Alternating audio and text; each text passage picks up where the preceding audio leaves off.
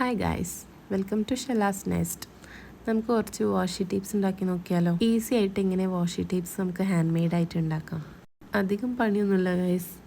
A4 sheet എടുക്കുക, കുറച്ച് grid lines വരച്ചു കൊടുക്കുക. ഗ്രിഡ് ലൈൻസ് തന്നെ വേണമെന്നൊന്നുമില്ല, നമുക്ക് ഇഷ്ടമുള്ള ഡിസൈൻസ്, ലീവ്സോ ഫ്ലവേഴ്സോ അങ്ങനെ എന്ത് വേണമെങ്കിലും വരച്ചു കൊടുക്കാം. അങ്ങനെ വരച്ചതിന് ശേഷം ഈ ഒരു വീതിയിൽ കട്ട് ചെയ്തെടുക്കാം. കട്ട് ചെയ്തിട്ട് എത്ര പീസ് വേണമെങ്കിലും നമുക്ക് ഉണ്ടാക്കാവുന്നതാണ്. ഞാനിവിടെ ഒരു 3 പീസാണ് എടുത്തിട്ടുള്ളത്.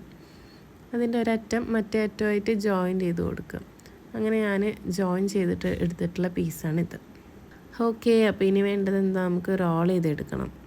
അത് വളരെ ഈസിയാണ് കേട്ടോ. ഇതുപോലൊരു A4 ഷീറ്റിൻ്റെ പീസ് എടുക്കുക, ജസ്റ്റ് റൗണ്ട് ഷേപ്പിൽ നമ്മൾ ഗ്ലൂ അപ്ലൈ ചെയ്ത് അത് ഒട്ടിച്ച് കൊടുക്കുക. തിക്നെസ് കൂടുതൽ വേണമെന്നുള്ളവർക്ക് അങ്ങനെയും ഉണ്ടാക്കാം.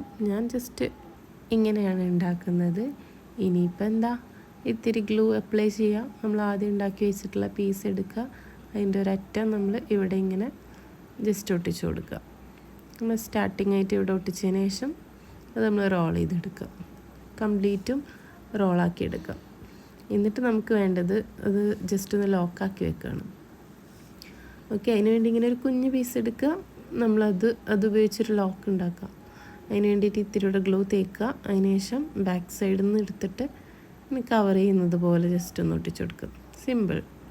ഓക്കെ, അപ്പോൾ ഇനിയിപ്പോൾ എന്താ, നമ്മുടെ വാഷി ടേപ്പ് അങ്ങനെ റെഡി ആയിട്ടുണ്ട്. എല്ലാവർക്കും ടൈമൊക്കെ കിട്ടുമ്പോൾ ജസ്റ്റ് ഒന്ന് ട്രൈ ചെയ്ത് നോക്കൂ. നല്ല ക്യൂട്ടല്ലേ കാണാൻ. ഓക്കെ, ഇങ്ങനെ റെഡിയാക്കി കഴിഞ്ഞാൽ നമുക്ക് ഈസി ആയിട്ട് ഉപയോഗിക്കാനും പറ്റും. ഇനിയിപ്പോൾ എന്താ, ആവശ്യത്തിനനുസരിച്ച് എടുക്കുക, ഇത്തിരി ഗ്ലൂ അപ്ലൈ ചെയ്ത് കൊടുക്കുക, യൂസ് ചെയ്യുക. ഇഷ്ടമായില്ലേ ഗൈസ്? Thank you.